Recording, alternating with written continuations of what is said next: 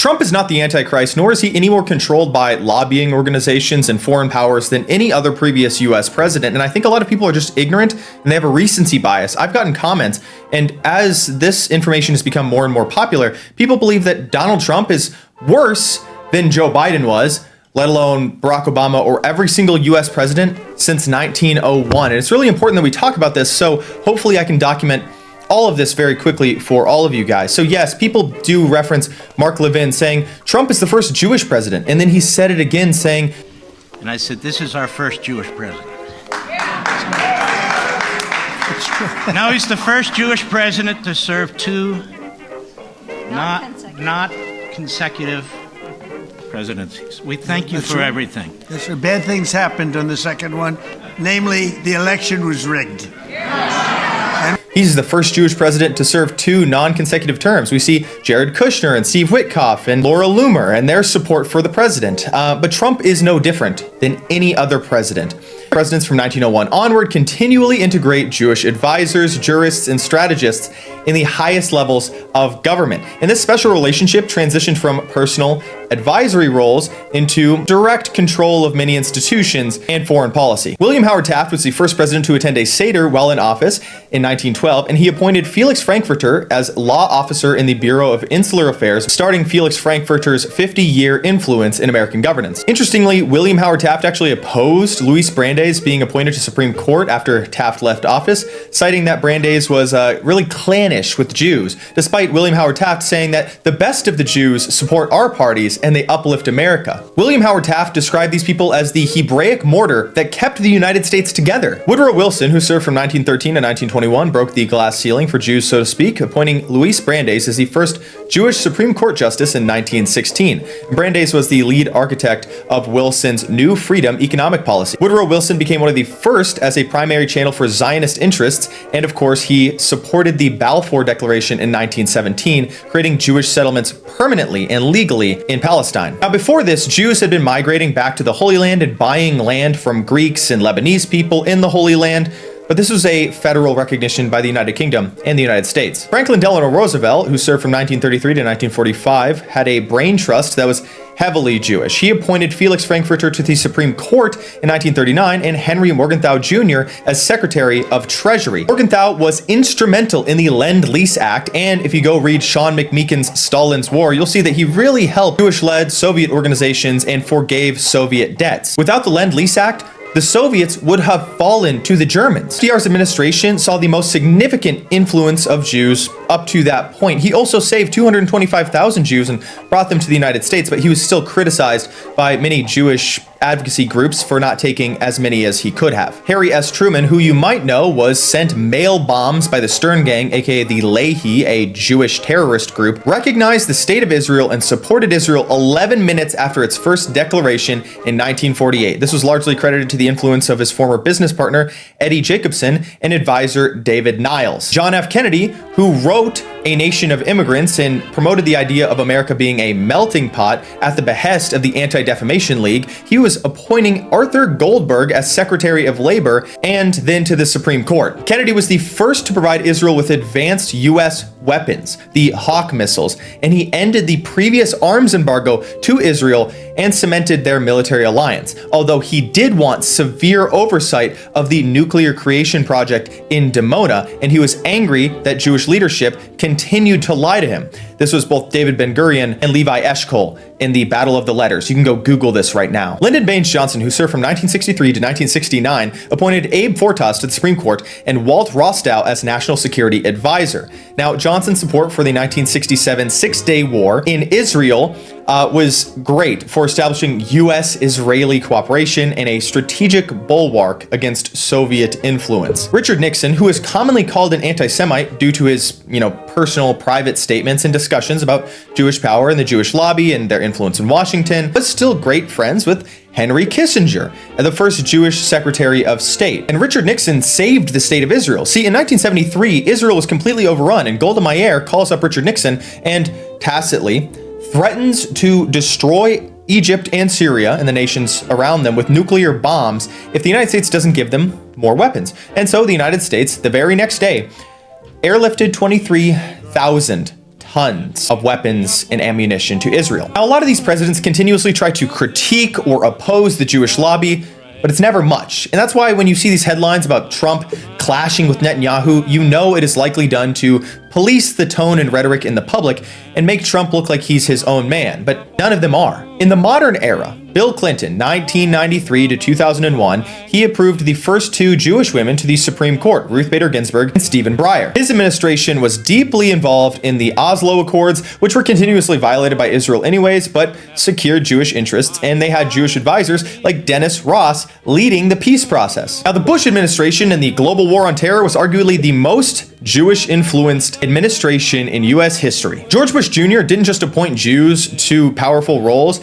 he took people from think tanks like the Project for the New American Century and American Enterprise Institute, people like Ari Fleischer as his press secretary, or Josh Bolten as chief of staff, Paul Wolfowitz as the deputy secretary of defense, Elliot Abrams as the deputy national security advisor, and Douglas Faith, the undersecretary of defense for policy. And a lot of these Jewish people who served in Israeli think tanks for expanding the realm and securing Israel's borders, the Clean Break Memo. He also supported Michael Chertoff as the Secretary of Homeland Security, who helped lead the DHS, and he was the primary architect of the USA Patriot Act. Douglas Faith, by the way, described General Tommy Franks as the dumbest guy on the planet and wanted the United States to preemptively strike any nation that opposed Israel. Paul Wolfowitz was the architect of the war in Iraq, and he wanted to spread democracy throughout the entire Middle East, meaning he wanted to enact regime change in every single country. Elliot Abrams has an amazing and famous quote saying that Jewish interests and American interests are identical. See, you commonly hear this now saying, well, sometimes Israel's interests and American interests intersect. They align.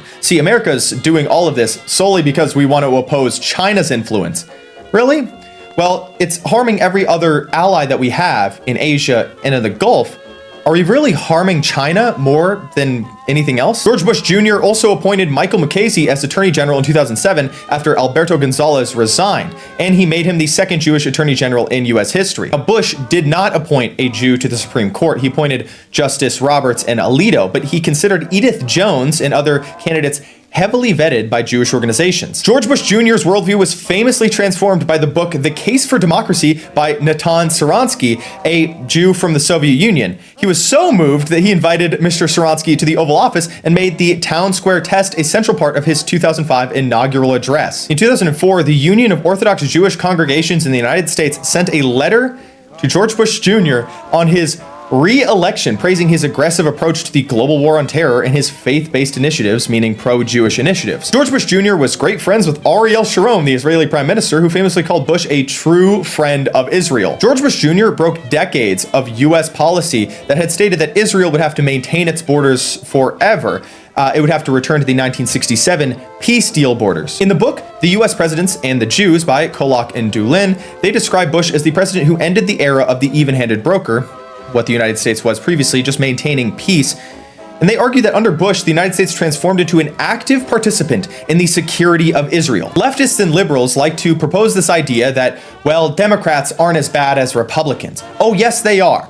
Barack Obama had Rahm Emanuel as chief of staff. Obama's first chief of staff was the son of an Israeli physician and a man who had been in the IDF. He appointed Jack Lew as Treasury Secretary and then chief of staff. This was an Orthodox Jew who observed the Sabbath. Obama appointed Elena Kagan and Sonia Sotomayor to the Supreme Court, the fourth Jewish justice in history.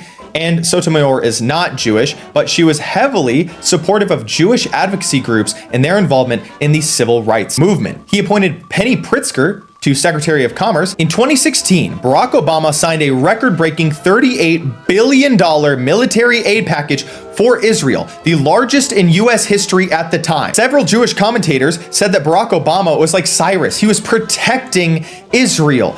And the National Jewish Democratic Council praised him for providing unprecedented security to the Jewish people. Former Israeli President Shimon Peres awarded Barack Obama the Presidential Medal of Distinction in 2013, stating Obama's compassion for the Jewish people was deeply felt. The Jewish Daily Forward and Haaretz, these publications from Israel, said that Obama was the greatest of intellectuals. He had Jewish values regarding healthcare and social justice, with Peter Beinart defending Obama's tough love towards Israel as being the best for the long-term interests of the Jewish people. Donald Trump, the president from 2017 to 2021 and 2025 to now, literally had every single Jewish leader ever comment on him. I'm not even sure if I can say every single one in one video. It would take like 3 hours. Just look into his business connections in the 1980s and 90s and his father, Fred Trump, and his business connections. Trump moved the U.S. Embassy to Jerusalem and recognized it as the eternal capital of the Jewish people. He recognized the Golan Heights as Israeli territory in his first term. He did amazing things for Israel, and he continued giving more money to Israel and guaranteeing loans and their oil security. In 2025, he created an anti-Semitism task force on campuses and in the Department of Justice. He brokered the 2026 Gaza hostage deal and a ceasefire for Gaza, where Israel still controls half of Gaza and continues to bomb Gaza, but there's no war. It's remarkable.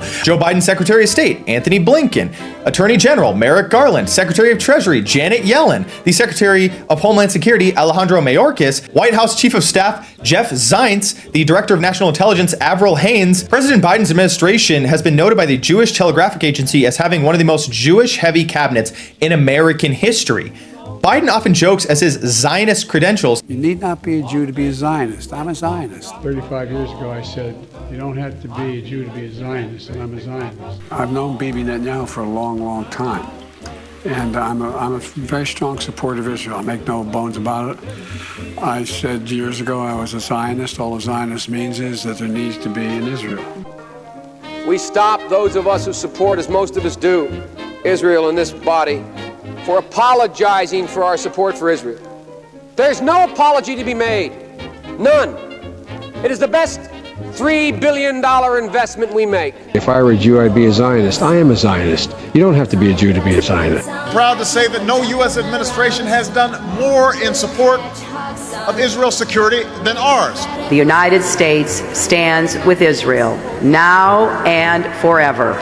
We must stand with Israel. I love Israel. I love Israel.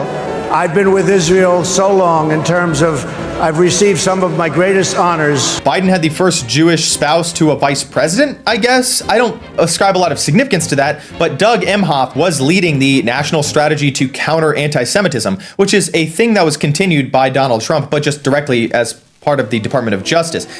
Really, I'm not sure that there could have been a better person for the state of Israel than Joe Biden, because he allowed them to build up a lot of power before starting a war campaign with no consequence, truly, in Gaza. Now, people will say, well, he didn't support the war in Gaza. Yes, he did, indirectly, continue to fund and arm Israel, and he didn't stop them or truly punish them, and barely even spoke out against this. This is why many leftists criticize Kamala Harris, because she was afraid of and incapable of criticizing Israel or their war effort and their behaviors in Gaza. These people have been occupying nerve centers of policy and state leadership in the United States for the last 125 years. This is not new. Well, people will say Donald Trump is the first to be called the first Jewish president by Mark Levin. Not really. A lot of Jewish people have commented on and supported American presidents previously, calling them Cyrus-like. Again, that's the Persian king who ended the Babylonian captivity and supported the freedom of the Jewish people. In 1919, Rabbi Stephen S. Wise, the founder of the Free Synagogue in New York and the American Jewish Congress, and a leader in American Zionism,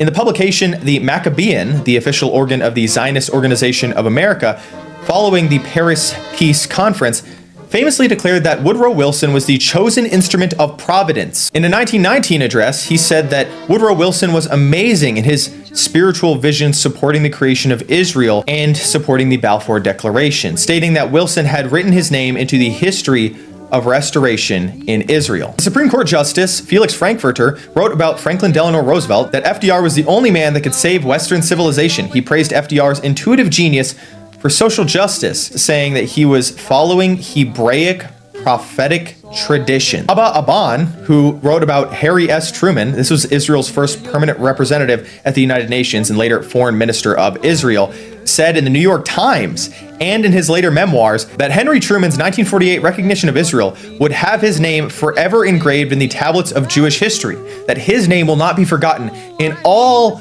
of historical record. Further saying that Henry Truman's decision was an act of unparalleled moral courage, and he fulfilled a 2,000-year-old dream of the Jewish people. Now compare this to how Ben Shapiro talks on his podcast about Donald Trump starting a war in Iran, saying that this man has cojones. He's the most brave president President, this is the greatest military operation in all of history. See, these people continuously shower praises upon those who do exactly what their people and their lobbying organizations want. Elie Wiesel, the Nobel laureate and Holocaust survivor, praised Ronald Reagan in a public address at the White House, which was televised nationally. This was following the controversy of Ronald Reagan visiting Bitburg Cemetery in Germany. And again, despite criticizing this Bitburg Cemetery visit, Elie Wiesel praised Ronald Reagan's moral clarity on the security and the support of the Jewish people. Elie Wiesel said that Ronald Reagan was a champion of all of memory for his role in the 1987 March for Soviet Jews, because Ronald Reagan supported Jewish people who, again, were allowed to leave the Soviet Union in greater numbers than literally any other people in the Soviet Union. And he gave a voice to the voiceless, to the Jewish people, of course, who have no voice in history. Norman Podhoretz, the father of neoconservatism and the editor-in-chief of Commentary magazine in the year 2000, supported George Bush Sr. He hailed Bush as a man of extraordinary courage and compared him to Harry Truman. They all do this. He said that George Bush's commitment to spreading democracy in the Middle East was the greatest protection for the Jewish people since the founding of Israel, labeling Bush as a visionary leader. Abraham Foxman, the longtime leader of the Anti-Defamation League, B'nai B'rith, praised George Bush Sr. As you likely know, George Bush Sr. Clashed with the Israel lobby in 1991 over a loan guarantee because he didn't want to promise Israel this loan if they were expanding their borders, especially into the West Bank, continuing settlements in the West Bank. He said that he was one lonely little guy up against 1,000 Jewish lobbyists on Capitol Hill. Well, George Bush Sr. wasn't anti-Semitic. I mean, he didn't oppose Israel. He helped secure Israel, Kuwait, and Saudi Arabia against Iraq and helped orchestrate conditions to collapse Iraq. He enacted Operation Solomon in 1991. George Bush personally intervened to facilitate the airlift of 14,000 Ethiopian Jews to Israel. He continued the work from the Ronald Reagan administration, securing the release and migration of hundreds of thousands of Jews from the Soviet Union to both America and Israel. Abraham Foxman, the leader of the Anti-Defamation League, said that Bush was a Sadiq, the Hebrew word for righteous or holy one. Abraham Foxman praises George Bush Sr.'s moral compass regarding the physical security and rescue of the Jewish people. If you count all of the Jewish people that George Bush Sr. saved, he will be remembered forever in history as a Sadiq, as a Hebraic hero. David Friedman, the U.S. ambassador, and Sheldon Adelson, the billionaire megadonor, said in the Jerusalem Post and Israel Hayom that Trump was a ginormous man, a glorious man, a man in history, and his support of the relocation of the U.S. Embassy to Jerusalem, the eternal capital of the Jewish people, in May of 2018, that no other foreign body had ever done, marked him down as an amazing protector, a defender, and a Jewish messianic figure. Trump also secured the Golan Heights, again something that no other nation had done previously, as a buffer zone with Syria. This was part of Israel now. Sheldon Adelson famously called Trump the best friend that the Jewish people had ever had in the White House. Almost the exact words used to describe Calvin Coolidge in 1919 by the Jewish leader of Los Angeles, saying that Calvin Coolidge was the greatest friend the Jewish people had and the greatest defender of the Jewish race. In a 2019 speech at the Israeli-American Council, Sheldon Adelson stated that Trump's recognition of the Golan Heights in Jerusalem made him a historical giant equivalent to President Truman. Again, they always bring up President Truman. Jonathan Greenblatt of the Anti-Defamation League, who is still leading the Anti-Defamation League, he appears on the news every single day, praised Joe Biden in 2023 and 2024. And again, by the way, Netanyahu was the first to recognize Joe Biden's presidency when he won. Jonathan Greenblatt said in Medium and in the Anti-Defamation League official press release that Biden was remarkable for his response to October 7th and the security of the Jewish people. Unwavering moral leadership. They all use the same terms, the same words, the same praises. In late 2023, he stated, "We have never had a president speak with such clarity and conviction about the right of the Jewish state to defend itself." What do we see recently when this war in Iran started? The IDF publishes, Israel has a right to defend itself, but it's not defending anything. It's just directly attacking another nation. Alfred J. Kolak and Robert Doolin published The U.S. Presidents and the Jews in the mid-2000s, and Kolak and Doolin meticulously document all of these Cyrus-like figures and the praises by Jewish organizations and Jewish leaders on US presidents and their relationships together. And you can go and read that. And even though it's a little bit biased, it shows that every president is an active partner to the Jewish lobby and to the state of Israel. These amazing contributions made for American history help propel America in all of its foreign policy decisions and domestic management of civil rights and its spending. They mentioned the presidential sukkah, how the White House became a venue for Jewish ritual and political coordination. See, Jewish holidays are celebrated at the White House every single year. A lot of people don't want to hear this, and especially a lot of liberals and leftists who just started talking about Israel. Not the Jewish lobby, not Jewish people, of course. They're not anti-Semites, they're just talking about Israel. They don't want to accept or identify that this lobby and this group has made insane amounts of impact on America's history. Every single president, almost every single politician, the donor class for every single presidential election, to unions, to NGOs, to organizing within politics, the use of American grants from Congress and the Senate, and the spending of our Congressional Budget Office into NGOs and unions and policy organizations and organizations for the arts for some reason, all of them, again, spearheaded or highly staffed by Jewish officials. And these people go on to directly influence US policy, or who gets elected, or what journalistic publications publish what stories about what leaders. Every US president helps continue this system. Every US president has been beholden to these interests.